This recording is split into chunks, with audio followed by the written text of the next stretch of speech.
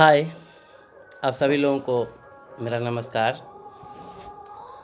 हम लोगों ने ज्योग्राफ़ी विषय के बारे में जानकारियाँ एकत्रित की थीं। अब हम लोग सौर मंडल से स्टार्ट करेंगे, यानी कि जो सोलर सिस्टम है, वहाँ से हम लोग शुरू करेंगे और यहीं से हम लोगों का पूरा सिलेबस शुरू होता है। सौरमंडल को जानने से पहले ब्रह्मांड के बारे में हम लोग फिर से एक बार चर्चा कर लें, रिमाइंड कर लें। ब्रह्मांड की उत्पत्ति के बारे में मैंने आपको बताया था कि ब्रह्मांड की उत्पत्ति का जो अभी नवीनतम सिद्धांत है, अभी का नवीनतम सिद्धांत है, वो बिग बैंग थ्योरी है, जिसको बेल्जियम के एक पादरी लेमेंटेयर ने इसको डिस्कवर किया, यानी कि यह उन्हीं की खोज है। और बिग बैंग सिद्धांत में मैंने आपको बताया था कि बिग मतलब बड़ा और बैंग मतलब विस्फोट, बहुत बड़ा विस्फोट। बस एक गोलक था और उस गोलक में विस्फोट हुआ, जिसमें घनत्व और ताप अनंत था और आयतन नहीं था। तो इसमें एक महाविस्फोट होता है और वहीं से पदार्थों का बिखरना शुरू होता है, जो कि बिखरते ही चला जाता है और पूरे के पूरे ब्रह्मांड की उत्पत्ति का वही कारण बनता है। मैंने आप लोगों को पहले भी बताया था कि इसको भी एकदम डेफिनेटली मान करके चला जाए कि यही है, ऐसी कोई बात नहीं, क्योंकि हिग्स बोसॉन की जो मतलब पार्टिकल की जो खोज की गई है, तो उसके आधार पर ये भी मत जो है अभी संशय के घेरे में है। लेकिन अभी जो वर्तमान जिस दौर में हम लोग अभी भूगोल की पढ़ाई कर रहे हैं, वहाँ पर में यही युक्ति जो आपका है, इसके बारे में, ब्रह्मांड की उत्पत्ति के बारे में, ये इसके बारे में। अब हम लोग जिस पर फोकस करने वाले हैं, सौर मंडल पर, तो सौर मंडल पर फोकस करने से पहले ब्रह्मांड में बहुत सारे पिंड होते हैं, सौर मंडल बस उसका एक छोटा सा भाग। तो ब्रह्मांड में और जितने भी चीज़, जैसे कि तारे हैं, निहारिका है, तो इसके बारे में हम लोगों को आकाशगंगा, यानी कि उसी का सब एक ही का पार्ट है। जैसे निहारिका है तो निहारिका सबसे पहले, तारामंडल है, उसके बाद आकाशगंगा है, आकाशगंगा में ही तारामंडल होगा और तारे भी उसी के अंग होंगे। तो इस चीज़ को भी हम लोग इसके बारे में हम लोग जानकारी थोड़ा एकत्रित कर लें। ये जितना भी आगे चल कर के आप पृथ्वी की उत्पत्ति के सिद्धांत के बारे में पढ़ेंगे, तो जैसे कांट का है, लाप्लास का है, तो ये लोग निहारिका से ही पृथ्वी की उत्पत्ति मानते हैं। निहारिका, जिसको अंग्रेजी में नेबुला कहते हैं, अंग्रेजी में निहारिका को नेबुला कहते हैं। और निहारिका गैस का एक विशाल पिंड होता है, यानी कि एक गैस का विशाल पुंज होता है। इसमें जो मैक्सिमम लगभग 70% से ऊपर भाग इसका हाइड्रोजन का होता है और शेष हीलियम का होता है। और उसी निहारिका से तारों का जन्म हुआ, उसी निहारिका से सूरज का भी जन्म हुआ, उसी निहारिका से, चूँकि सूरज तारा है और उसी सूरज से पूरा का पूरा सोलर सिस्टम, जितना भी आपका ग्रह है, और ग्रह से फिर उपग्रह है, यानी कि ग्रहों के टूटने के बाद उपग्रह का निर्माण हुआ। तो ये सारा कुछ का अगर आप एकदम से उसका लेना चाहिए कि इसका मूल कारण क्या है, तो उसका मूल कारण एक ही ठहरता है और वो निहारिका ठहरता है। निहारिका के बारे में हम लोगों ने देखा कि ये गैस का एक विशाल पुंज होता है और इसी से तारों की उत्पत्ति हुई, या जो आपका पूरा का पूरा सोलर सिस्टम है, इसकी उत्पत्ति भी यहीं से हुई। यहाँ पर बराबर शब्द आता है आकाशगंगा। आकाशगंगा, हम लोग जो हैं किसी आकाशगंगा में हैं, यानी मंदाकिनी जो है हमारी आकाशगंगा, हमारी पृथ्वी उसी का एक भाग है, ये सोलर सिस्टम भी उसी का एक भाग है और सूरज भी उसका एक चक्कर लगाते रहता है। हम लोग अमूमन जानते हैं कि सूरज किधरों घूमता नहीं है, लेकिन आप लोग आज ये दिमाग में रख लें कि सूरज पृथ्वी के विपरीत, यानी कि पूरब से पश्चिम की ओर वो भी परिक्रमा करती है और वो अपने जिस आकाशगंगा का वह भाग है, उसी आकाशगंगा का सूरज परिक्रमा करते रहता है। तो ये तमाम ऐसी बातें हैं जिसको कि जान लेना ज़रूरी है। अब जो हमारा मुख्य, जहाँ पर हम लोगों को पढ़ना चाहिए, ध्यान देना चाहिए, और वो हमारा सोलर सिस्टम से ही स्टार्ट होता है। सोलर सिस्टम मतलब जितना भी, यानी कि जिसको हम लोग हिंदी में सौरमंडल कहते हैं, ये सौरमंडल। तो सौरमंडल क्या है? सौरमंडल सूरज समेत जितने भी ग्रह हैं, उपग्रह हैं, क्षुद्र ग्रह हैं, उल्का हैं, धूमकेतु हैं, इसका पूरा का पूरा जो संग्रह है, कलेक्शन है, वो आपका सोलर सिस्टम है, ये आपका सोलर सिस्टम है। सोलर सिस्टम में जैसा कि हम लोगों ने अभी तुरंत मतलब कि जितने भी ग्रह हुए, जितने भी उपग्रहों के जो उपग्रह हैं या क्षुद्र ग्रह हैं या उल्का है, धूमकेतु है, ये सब आपका सौरमंडल का भाग। और सौरमंडल का जो प्रमुख होता है वो सूरज होता है। हम लोग सूरज के बारे में भी जान लें कि सूरज एक तारा है, जो आप आकाश में ढेर सारे तारे देखते हैं, उस तारा में से ये भी एक तारा है। ये भी किसी आकाशगंगा का एक भाग है। आकाशगंगा का को शायद हम लोगों ने वहाँ डिफाइन नहीं किया। आकाशगंगा में असंख्य तारे होते हैं। आकाशगंगा में असंख्य तारे होते हैं। अब इस आकाशगंगा का ही एक पार्ट हमारा सोलर सिस्टम भी है। सोलर सिस्टम में कौन कौन सा चीज़ है इसके बारे में हम लोगों ने देख लिया। सूरज भी एक तारा है जो बहुत सारे तारों से द्रव्यमान में, आयतन में काफ़ी छोटा पड़ता है, यानी कि एक छोटा तारा है, लेकिन हम लोगों के लिए काम का तारा है, क्योंकि ये मान करके चला जाता है कि पृथ्वी भी उसी का एक भाग है, यानी कि पृथ्वी भी उसी से कहीं ना कहीं इसका जो इसको ये जो आया, इसकी जो उत्पत्ति हुई, पृथ्वी की उत्पत्ति हुई, ये भी कहीं ना कहीं इसी से हुई। अब हमारे पास ग्रह, अब हम लोग ग्रह के बारे में चर्चा करेंगे। ग्रह जिसको अंग्रेजी में प्लैनेट कहते हैं। अभी हमारे पास 8 ग्रह, 2006 तक 9 ग्रह थे, लेकिन अब जो प्राग सम्मेलन हुआ था चेकोस्लोवाकिया में अंतर्राष्ट्रीय खगोल संघ का, और उसके बाद यम को यानी कि प्लूटो, जिसको हम लोग प्लूटो कहते हैं, उसको हटा दिया गया, यानी कि उसके आसपास में स्वच्छ वातावरण नहीं था, उतनी बड़ी गुरुत्वाकर्षण शक्ति नहीं थी। तो जो मानक होते हैं ग्रह को पूरा करने के लिए, उस मानक को प्लूटो पूरा नहीं कर रहा था, और इसीलिए प्लूटो को हटा दिया गया है। और भी ग्रह को खोजने की बात की, जैसे यूवी 2013 है या और भी कार्ला है, तो इस सब को खोजा गया, मतलब बताया जाता है कि ये ग्रह की श्रेणी में। लेकिन जैसा कि मैंने आपको पहले ही कह दिया कि ये बहुत ही अनिश्चित बातें हैं। हम लोग बहुत पहले जब हम पढ़ते थे तो कहा जाता था ये ग्रह, और आज तक उस ग्रह का कोई अस्तित्व नहीं है, यानी कि उसको ये करके नहीं दिया जाता है। तो आपको मुख्यतया दिमाग में रखना है कि हमारे पास 8 ग्रह हैं।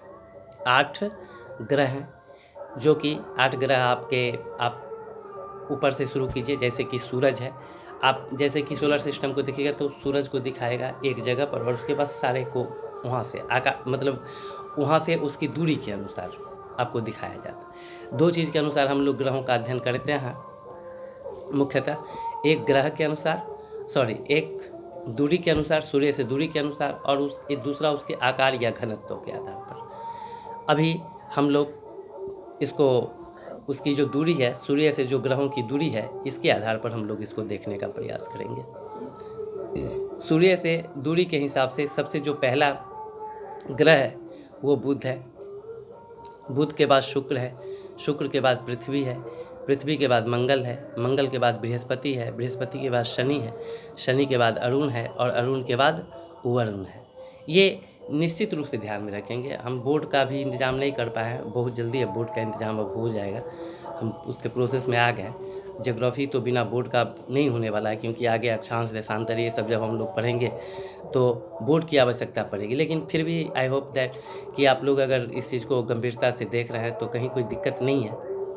आप हमेशा ध्यान में रखेंगे ये जो ग्रह है, तो ग्रह का जैसा कि हमने अभी बताया कि सूर्य से दूरी के अनुसार, तो सूर्य से दूरी के अनुसार आपका जो सबसे पहला ग्रह है वो बुध है, बुध के बाद शुक्र है, शुक्र के बाद पृथ्वी है, पृथ्वी के बाद मंगल है, मंगल के बाद बृहस्पति है, बृहस्पति के बाद शनि है, शनि के बाद अरुण है, अरुण के बाद वरुण है, और वरुण के बाद प्लूटो। तो प्लूटो को तो हम लोग हटा दिए हैं, लेकिन आप लोग दिमाग में लेके चलें, मतलब कि समझने के लिए। तो ये आपके 8 ग्रह हैं, और इस 8 ग्रह में से 2 ग्रह को छोड़ करके, बुध और शुक्र को छोड़ करके इसके अपने अपने उपग्रह भी हैं। जैसे शनि का टाइटन है, मंगल का फिबोस और डिमोस है, ये बृहस्पति का गैनीमीड है। बृहस्पति के सर्वाधिक उपग्रह है, हालांकि हाल फिलहाल किताब में शनि दे दिया जाता है, लेकिन फिर भी आप लोगों को बृहस्पति को दिमाग में रखना है। इसका लगभग 63 उपग्रह है, और शनि का लगभग 60 उपग्रह है, मंगल का बस 2 उपग्रह है, और बुध और शुक्र का कोई उपग्रह नहीं है। आपका जो ये पृथ्वी, आपकी जो पृथ्वी है, और पृथ्वी के उपग्रह के बारे में तो आप लोग जानते हैं कि चंद्रमा है। अब ये जो उपग्रह है, ये उपग्रह जैसा कि हमने आपको बताया ग्रह, और ग्रह से ही जो उसके टूटे हुए पदार्थ होते हैं, जो अवशेष होते हैं, या उस समय में जो हुआ, अलग हुआ, वही उपग्रह का रूप ले लिया। ठीक है, यहाँ तक हम लोग समझ रहे हैं।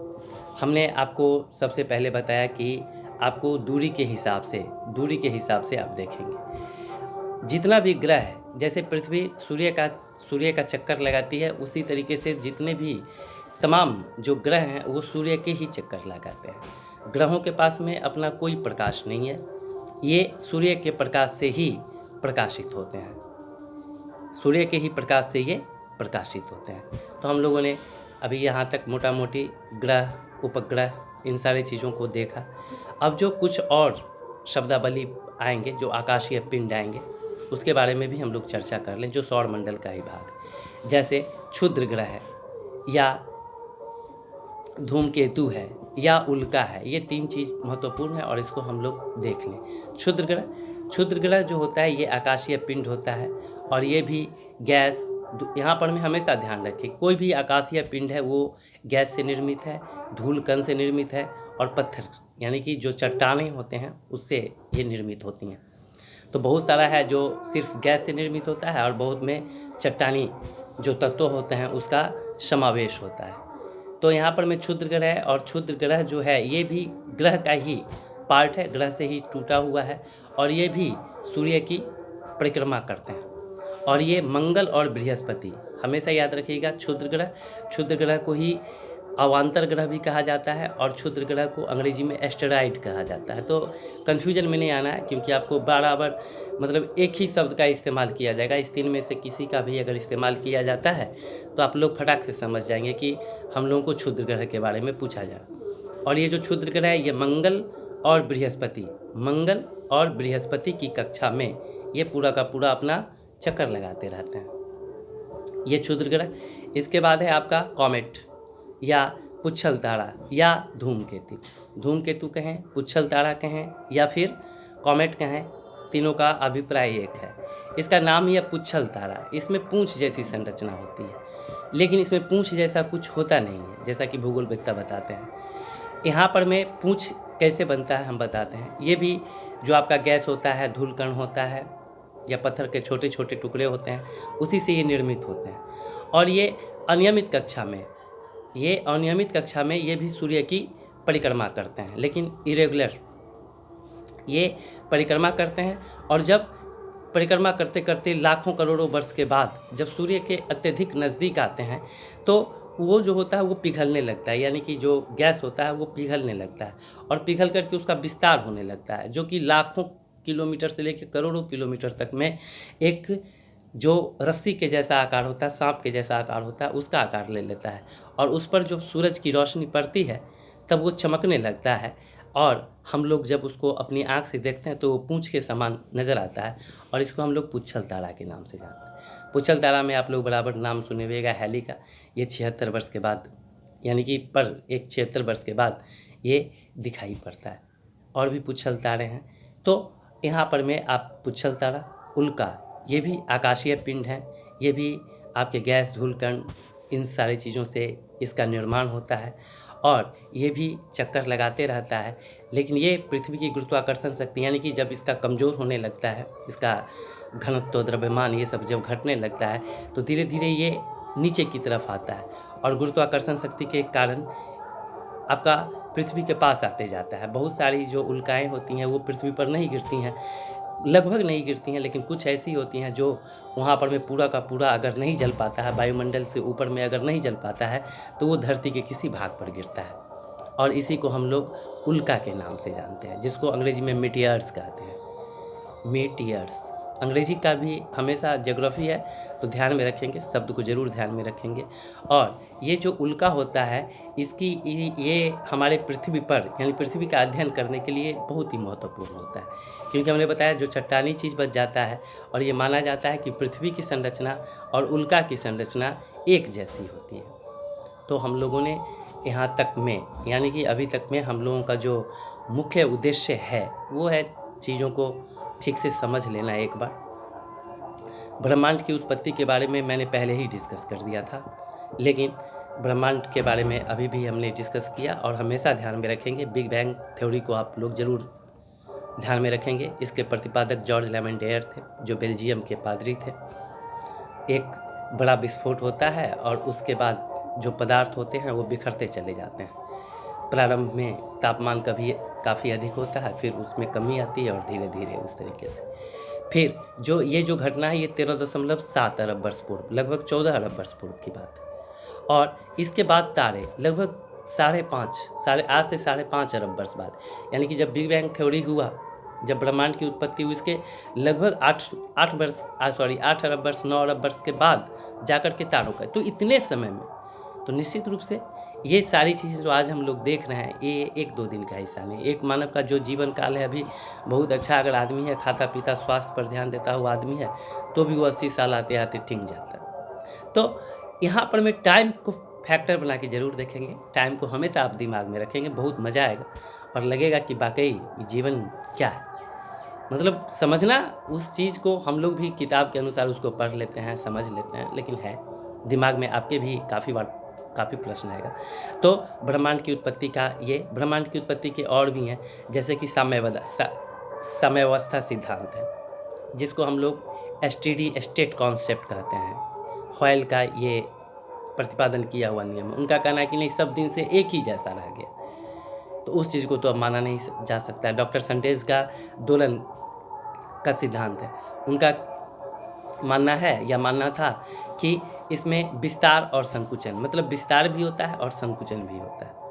हमने आपको बताया कि हमारे ब्रह्मांड में ढेर सारी आकाशगंगाएं हैं, लगभग 10,000 मिलियन आकाशगंगाएं हैं, और एक आकाशगंगा में 1 मिलियन से ऊपर तारे हैं। सोच सकते हैं कि कितने तारे होंगे, और एक जो तारा है वो सूरज से कई गुना बड़ा है। तो एवरीथिंग, मतलब सब कुछ यहाँ पर में वही है, आश्चर्यजनक चीज़ें हैं। तो उस चीज़ को हम लोग एक स्टूडेंट के तौर पर उसको दिमाग में रखने की कोशिश करें। ब्रह्मांड की उत्पत्ति, ब्रह्मांड के बाद आपका निहारिका है, निहारिका से तारा है, या फिर आपका जितना भी ग्रह है, ग्रहों से उपग्रह है। जैसे कि आप आगे चल करके हम देखें, पृथ्वी के बारे में हम लोग पढ़ेंगे, यानी कि इसके बाद हम लोग पृथ्वी पर ही आएंगे। अभी हम लोगों का यानी कि पूरा का पूरा इसको भी हम 2 पार्ट में बनाएंगे, सोलर सिस्टम को। जब पहला पार्ट है वो इंट्रोडक्टरी पार्ट है कि आप लोगों को पूरा का पूरा ये समझ में आ जाए। अब जो हमारे पास ग्रह हैं,